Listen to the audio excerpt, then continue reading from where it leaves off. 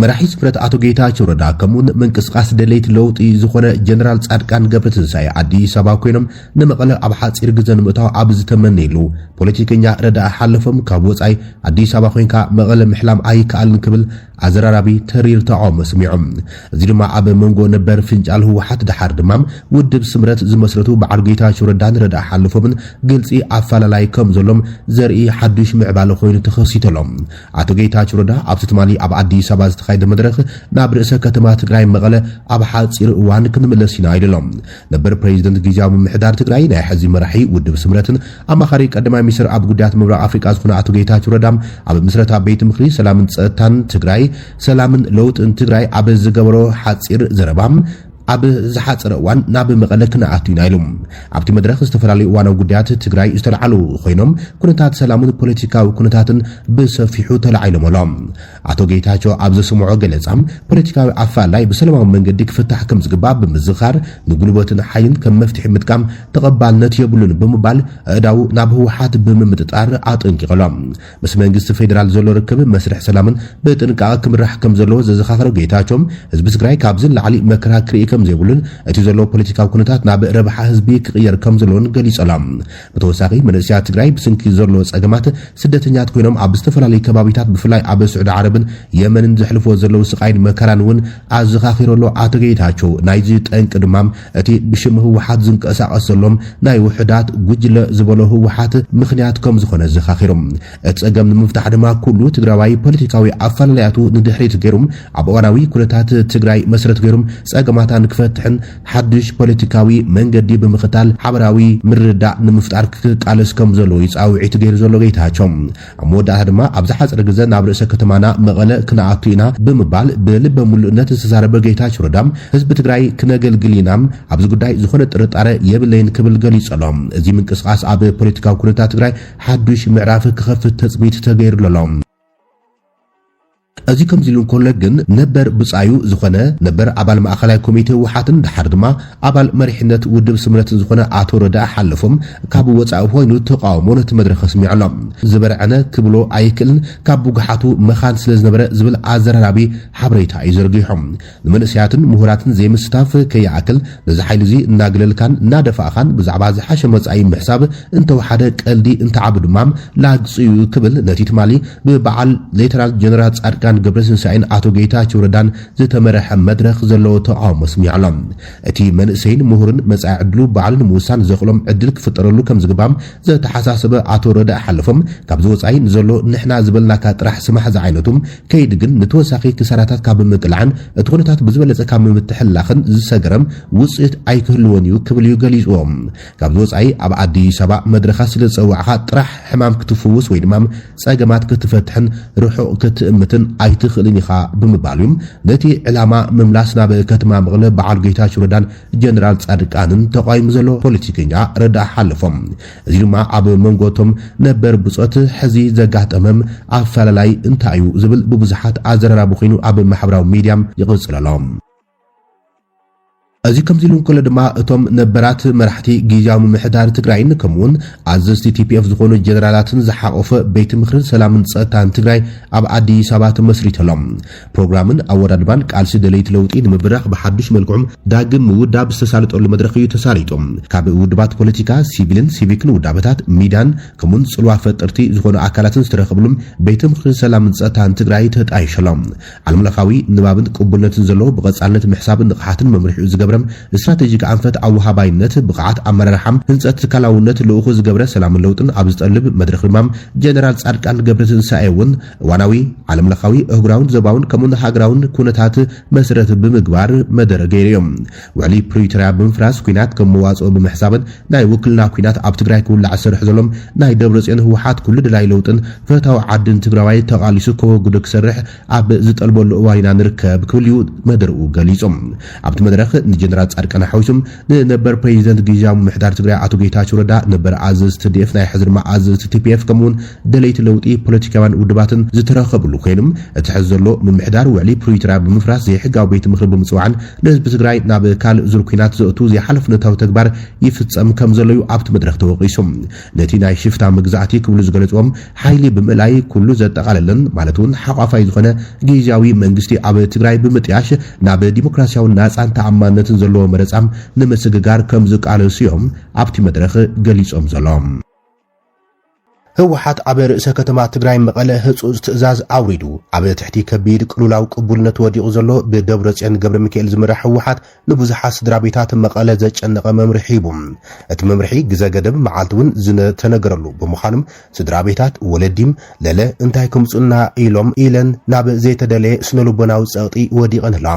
እቲ ንህዝቢ ናብ ከቢድ ጭንቀት ኣውዲቑ ዘሎ ህጹጽ መምርሒ ህወሓት ክሳብ ጉንበት 30 ኣብያተ ትምህርቲ መንግስቲ ይኹና ውልቀ ኩለን ፈተናታት ይኹን መዕፀዊ ስንስርዓታት ክውዳኣ ከም ዘለዎን ዘገድድ ግዜ ገደብ ዝሃበ እዮም በዚ ድማ ህወሓት ነተን ኣብያተ ትምህርቲ ውልቀን መንግስትን ብመሰረት ዝሃቦ ትእዛዝ ወለዲ ተምሃሮውን እቲ መምርሒ ተነጊርዎም ስለምንታይ እዚ ኩሉ ምጉያይ ተደልዩ ዝብል ከቢድ ሻቁለት ፈጢሩ ከም ዘሎም ፍልፍላት ዜናና ካብ ከተማ መቐለ ነጊሮም ናሎም በዚ ድማ ወለዲ ተምሃሮ ርእሰ ከተማ ትግራይ መቐለም ኩናት ይመጸሎ ማለት እዩ ዝብል ከቢድ ሻቁለት ፈጢሩ ከም ዘሎም ብዘይ ስሩዕ ስጋኣቶም የተንፍሱ ከም ዘለውም ፍልፍላት ዜና ትግራይ ሆራይዘን ካብ ርእሰ ከተማ ትግራይ መቐለ ኣረጋጊጾም ዘሎም በተመሳሳሊ ህወሓት ኣብ ዘባዶ ምብራቅ ወረዳ እንደርታም ኣብያተ ትምህርቲ ክዕጽዋ ከም ዝኣዘዘም ዘመልክት ዜናውን በጽሒናሎም ኣብ ዘባዶ ምብራቅ ትግራይ 18 ኣብያተ ትምህርቲ እንትዕጽዋም 62 ድማ ሓደጋ ምዕጻው አንጸላሊወን ከም ዘሎ ተገሊጾም ኣብ ዘባዶ ምብራቅ ትግራይ ወረዳ 70 እንደርታም 84 ኣብያተ ትምህርቲ ከይዲ ምምሃር ምስትምሃር ሙሉእ ብሙሉእ ደው ኣብ ዘበላሉ ብርኪ ከም ዝበጽሐም ተፈሊጦሎም ዛጊድ ድማ ኣብያተ ትምህርቲ ማይ ገነት ዓዲ ዳዕሮም ሰረት ሚዛን አብርሃም መርሕብ ልምዓት አማኒት ማይ አንበሳም ማይ ዓለም ተጎጓ ኸልአይ ብርኪም ምጽላል አፍራስ ላሕማ ኣኸዛም ኣመንቲላ ሙልግዋን ሰሰላን ሓዊሱም 18 ኣብያተ ትምህርቲ ሙሉእ ብሙሉእ ከይዲ ምምሃርን ምስትምሃርን ዘቋረጻ ኣብያተ ትምህርቲን ኣብ ጣብያታት መሰረት ዓራቱን ደብረ ናዝሬትን ብሓፈሻ 12 ኣብያተ ትምህርቲ ከይዲ ምምሃር ምስትምሃር ደው ኣብ ዘበላሉ ብርኪም በጽሕን ከም ዘለዋ ተገሊጾሎም ኣብታ ዞባ ዝርከቡ መምሃራን ናይ ክልተ ወርሒ ማህያ ከም ዘይተኸፈሎምን ስሩሖም ደው ከብሉ ምኽንያት ይኸውን ከም ዘለውን ተፈሊጦሎም መንግስቲ ፌደራል በጀት ዘይምልኣኹን ኣብታ ወረዳ ዝርከቡ መምሃራን ብዘይ ፍቃዶም ማህዮም ይቋረጽ ከም ዘሎን ዓርሱ ዝኻለ ዕንቅፋት ይኸውን ምህላው ዝተገለጻ ኮይነን 84 ኣብያተ ትምህርቲ ሓደጋ ምዕጻው አንጸላሊወነሎም ከቢድ ሓደጋ ህልውና አንጸላሊወነሎም ትምህርቲ መሰል ዜጋ ትኳን ትኾነ ብዜካ ንመዝነቶም ንስልጣኖም ንህዝቢ ዘያሓልዩ መሪሕነት ህወሓትን መንግስቲ ፌደራልን ይጻወትዎ ብስንኪ ዘለዉ ፖለቲካዊ ቁማር ኣብ ትግራይ በአማይ ተሽሓት ዝቆጸሩ ህፃናትን ተስፋ ጽባሕ ትግራይ ዝኾኑ ተምሃሮም ካብ ማዕዲ ትምህርቲ ወጻኢ ይኹኑ ከም ዘሎም እቲ ዜና ኣመልኪቶሎም ኣብ ወረዳ 70 እንደርታ ጥራሕ 77 ቀዳማይ ብርኪ 7 ካልኣይ ብርኪ ኣብያተ ትምህርቲ እንትህልዋም ሓደጋ ምዕጻው ኣጋጢሞን ከም ዘሎም ፍልፍላት ዜና ትግራይ ሆራይዘን ኣረጋጊጾምሎም ኣብ ትግራይ ህጹጽ ሓቋፋይ ጊዜያዊ ናይ ስግግር መንግስት ንኽጣሽ ድማ ጻውዒት ቀሪበሎም ውድብ ሳልሳይ ወያነ ትግራይ ኣብ ዘርግሖ ዜናም ኣብ ዘርግሖ መግለጺም ህዝብና ናብ ስንፈላል ዘእተወ ዘይዛሬ ደበና ኩናት ብምባል ስርዓት ኢትዮጵያ ህዝብናን ብግዛኣትናን ንኸይምለስን ወራር ስደትን ምምዝባን ተጋሩ ክቕጽል ይሰርሕ ምሎም ናብ ሕቶ ዝኣተ ይኮነን ዝበለት መግለጺም ትግራይ ነዚ ናይ ጥፍኣት ፖሊሲ ከይትብድህም ረብሓታት ከይተረጋግጽን ዓድና ድማ ቅቡል ኣከባይን ዋርድያ ረብሓን ህልውናን ዝኸውን ፖለቲካዊ ትካል ንከይህልዋም ህወሓት ዝበሃል ዕጡቕ ሓይሊ ብሙሉእ ዓቕሞም ይሰርሕሎ ክብል ከይሰሎም እዚ ትማሊ ይኹን ሎሚ ትግራይ ዘማስኑ ተግባራት ካብ ምፍጻም በኺሩ ዘይፈልጥ ሓይሊም ብሔራዊ ሓድነትና ብምብታንን ትግራይ ብምድኻምን ነቶም ጽንተት ፈጺሞም ግዛኣትና ዝገበጡ ህዝብና ዘመዛበሉና ሓይልታት ንስለ ጸቢብ ረብሑ ክብል ብቹው ኩነታት ይፈጥረሎም ከም ዘሎም ጉህድ ሓቂ ኮይኑ ለይሎም ከም ውጽኢቱ ትግራይ ስርዓትን ሕግን ዝፈረሰላም ብዕንደራን ቆለን ሰበ ህወሓት ኣብ ጥፍኣት ዘላም ህዝባ እግሩን ናብ ዝመርሖ ዝስደደላም ዳግም ንጥሜትን ዓጽቦን ዝተቃልዐላን መጋበርያ ረብሓ ግዳማዊ ሓይልታት ኮይና ትርከብ ይደሎ ሳልሳይ ወያነ ትግራይ ኣብ መግለጺኦም ፖለቲካዊ ሓይልታት ልሂቃትን ትግራይ ዝመንገዲ ክኽበስን ብመገዲ ብሔራዊ ጉባኤ ቢሉ ቅቡልነት ዘሎም ተኣማናይን ህዝቢ ዝእክብን ጊዜያዊ መሰጋግር መንግስቲ ክትከል ጻውዒት ክገብሩ ድማ ጻውዒት ተቕሪበሎ ሳልሳይ ወያነ ትግራይ ኣብ ዘርግሖ መግለጺ ኢንተርናሽናል ክራይሲስ ግሩፕ ኣብ መርበብ ሓበሬቱ ኣብ ዘውፅኦ ሓድሽ ትንታነ ጸብጻብ ኣሜሪካ ምስ ኢትዮጵያ ዘለዋ ርክባት ንምጥንኻር ልዑል ጻዕርታት ትገብር ከም ዘላ ኣስሚሩሎም ብመሰረት ሓበሬታ እቲ ኢንስቲትዩት ከም ኣካል ናይቲ ጻዕሪም ኣብ ከባቢ ኣዲስ ኣበባ ኣብ ዝርከብ ሰፊሕ እግራ ምዕርፎ ነፈርትን ካልኦት ፕሮጀክታትን ኢንቨስትመንትን ትካላት ኣሜሪካ ዝገብርኦ ንጥፈታት እውን ዘተባብዕ ከም ዝኾነ ኣመልኪቶም ብፍላይ እቲ ጸብጻብ ነቲ ብሰለስተ ጉንበት ዝወፀ መግለፂ ጠቒሶም ኣሜሪካ ንኢትዮጵያ ምሻጥ ኣጽዋር ናይ ምእጋድ ፖሊሲኣ ከተላሓልሖ ምውሳና ኣመልኪቶሎም